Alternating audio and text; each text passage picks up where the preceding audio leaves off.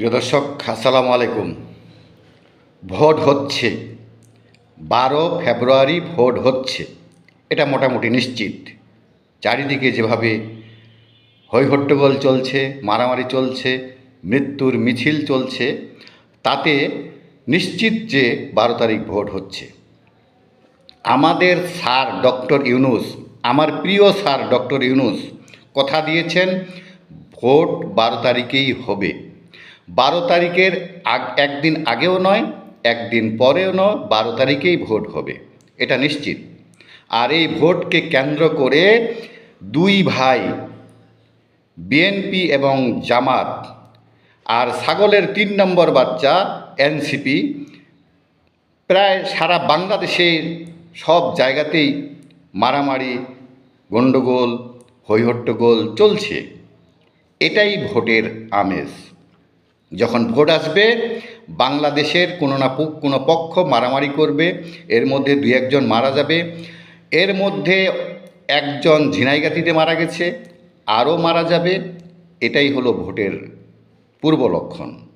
Vote হবে এটা নিশ্চিত, ভোট হবে এটা নিশ্চিত। আমাদের স্যার নোবেল বিজয়ী ডক্টর ইউনূস ভোট দেবেন, এটা নিশ্চিত। এবং এটাও নিশ্চিত যে জামাত এবং এনসিপি বাংলাদেশে বিজয় লাভ করবে ভোটের, এটাও নিশ্চিত। এবং এরপর কি হবে শুনুন। এরপর বিএনপি সারা বাংলাদেশের একটি সংগঠিত দল, তারা অনেক গণ্ডগোল করার চেষ্টা করবে, মহাসমাবেশ ডাকবে। আর এই মহাসমাবেশ ডাকার সঙ্গে সঙ্গে আমাদের স্যার ডক্টর ইউনূস ভয় পেয়ে যাবেন। ভয় পেয়ে আবার নতুন করে বিএনপিকে ডাকবে সমঝোতার জন্য। সমঝোতা কি? এই ইলেকশান ঠিক হয়নি, এই ইলেকশানের কোনো গণ্ডগোল হয়েছে, এই ইলেকশান সারা পৃথিবী মানছে না, আবার নতুন করে ভোট। এখন এরপরে রোজার মাস, রোজার মাসের পরে বর্ষা শুরু হবে, বর্ষা শুরু হলে আর ভোট হবে না, সেটা চলে যাবে নভেম্বর ডিসেম্বরের দিকে। নভেম্বর ডিসেম্বর আসবে, আবার একটা ভোটের আমেজ হবে। এখন এই ভোটের অবস্থায় যে মারামারি চলছে, তাতে করে আমাদের স্বরাষ্ট্র মন্ত্রী বা স্বরাষ্ট্র উপদেষ্টা বলেছেন যে আইন শৃঙ্খলা রক্ষাকারীরা পূর্ণ নিয়ন্ত্রণ নিয়েছেন এবং নিয়ন্ত্রিতভাবেই চলছে। আসলে কি তাই? তাহলে আমেরিকা তাদের নাগরিকদেরকে এত সতর্কতা জারি করলো কেন? আমাদের স্যার ডক্টর ইউনূসের অর্ধ জন্মভূমি আমেরিকা, সেই আমেরিকায় এখন তাদের নাগরিকদেরকে সতর্কবাণী দিয়েছেন। আজকে সতর্কবাণী দিয়েছেন যে তারা যেন সমাবেশ বা কোনো গণ্ডগোলের পাশে না থাকে, তারা যেন সতর্ক থাকে, মোবাইল চার্জ দিয়ে রাখে, যেন সব সময় যোগাযোগ রাখে তাদের সাথে, এবং বিকল্প রাস্তায় যেন চলাফেরা করে। এই হলো আমাদের আইন শৃঙ্খলার অবস্থা, আর এই হলো সারা দেশের অবস্থা। এই অবস্থায় ভোট হবে 12 তারিখ। 12 তারিখ ভোট হবে, এটা আপনি নিশ্চিত থাকেন। তবে আমাদের স্যার অনেক বড় খেলোয়াড়। আমাদের স্যার নিজেই বলেছেন যে তিনি অনেক বড় খেলোয়াড়, তিনি খেলে যাচ্ছেন। ভোট হবে 12 তারিখ, কিন্তু ভোট যে হবে সেখানেও অনেক মাইর পেস। ভোট হওয়ার পর যারা জিতবে তারা 6 মাসের জন্য সংসদে যাবে ঠিকই, কিন্তু প্রধানমন্ত্রী বা প্রেসিডেন্ট তাদের মধ্যে কেউ হবে না। কি সুন্দর মেটিকুলাস ডিজাইন! অর্থাৎ আমাদের স্যার ডক্টর ইউনূস একটু চেষ্টা করছেন যে আরও 6টা মাস কীভাবে এখানেই থাকা যায়। এটাই ওনার প্ল্যান।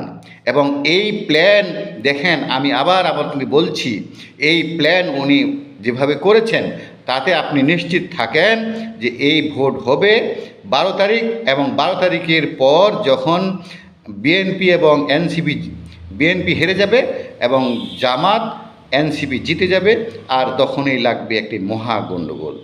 আর এই মহা গণ্ডগোলটার জন্য আমরা প্রস্তুত থাকুন। আমরা প্রস্তুত থাকি যে একটা বিশাল গণ্ডগোল হবে।